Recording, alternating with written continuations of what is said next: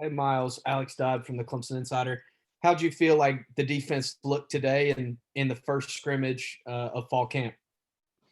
I would say the defense looked actually great today. The energy was up. Everybody was moving at full speed, very confident of the play call, what they needed to execute, their keys, alignment, stance. Just getting off the ball and just knowing their job and knowing what they did to get the job done.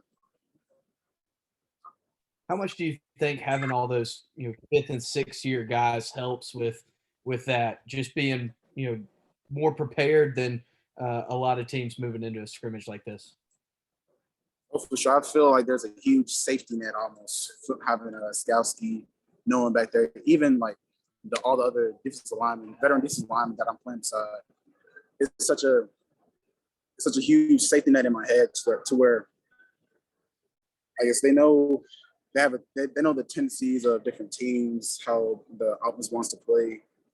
Second and short, do they want to do a screen pass, short power run, anything like that? Skowski has it down pat. He had it down pat last year, so giving him another year just kind of gives another advantages for his mental side. Tyler said that Tré Williams really stood out to him today in the scrimmage. What did you see from Tré and the defensive line as a whole? Tré, since first that he's got here, Trey's always shown flashes of what he can be, and we as a defensive line room, seeing him grow throughout high school, we know what he can be. He just keeps his head on straight. I mean, he is keeping his head on straight, but just keeping his head down, working, do what he needs to do off the field with his body. Go in the training room, hot tub, cold tub, stretching, and staying in the playbook.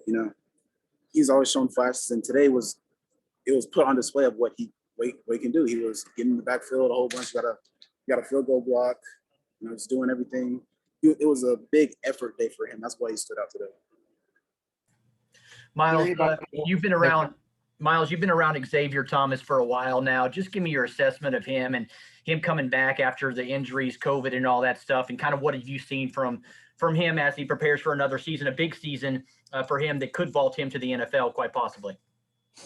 XT, from the time that I first got here to where he is now, he's much more disciplined because, back to where he was when he was overweight, right off of COVID, very overweight, out of shape. He just got disciplined, started eating right. After every workout, after every practice, he was in the weight room on the treadmill, doing what he needs to do, getting a good sweat in, eating right. Nutrition for him was top tier. That was the biggest thing. You can do whatever in the weight room, but if your nutrition is right, you're not going to get to where you want to be at the time that you want to get there. So with him doing that, his discipline was there, and once he got into the body that he is in right now, his confidence skyrocketed. He started to loosen up on the field, which is what I love to see. Because even when I was in high school watching XT play in college, I was like, dang, that's a really good play right there. And knowing that he's in that body again right now is very exciting. Hey, Miles, it's Zach Wagner with TigerNet. Do you ever look around your position group and just realize how much talent is actually in that defensive line group?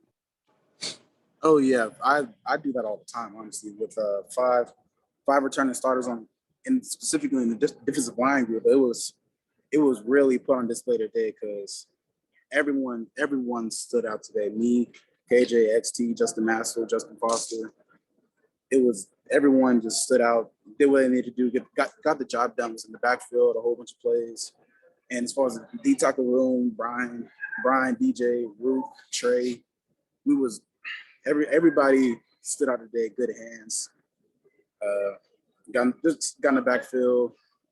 I just retraced the entire offensive line in the backfield and got pressure on the quarterback. Miles, how close is DeMonte Capehart from returning and being a vital piece to this defensive line? I'd say DeMonte is actually recovering pretty well. He's moving very well. We've been working out a little bit, so I think he'll get back shortly, and it's moving pretty good, recovering pretty well. Hey, Miles, Trevor Gross from CUTigers.com. Sorry if you've been asked this, but what's it been like just having Justin Foster back with your group?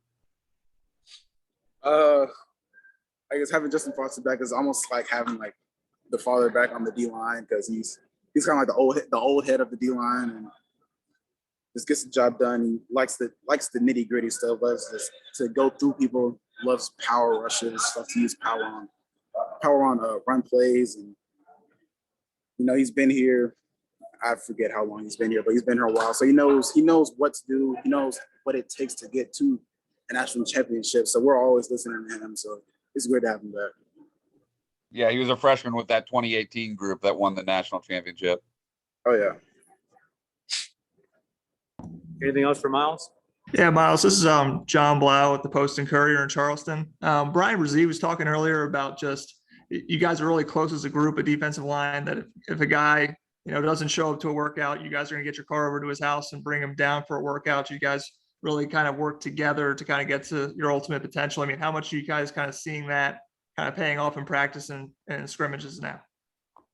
I see it paying off 24/7 because I said in a previous interview, we're literally a family. Every defensive line segment meeting, we're a family. We're all texting each other. We got our own group chat. We got a few group chats, honestly.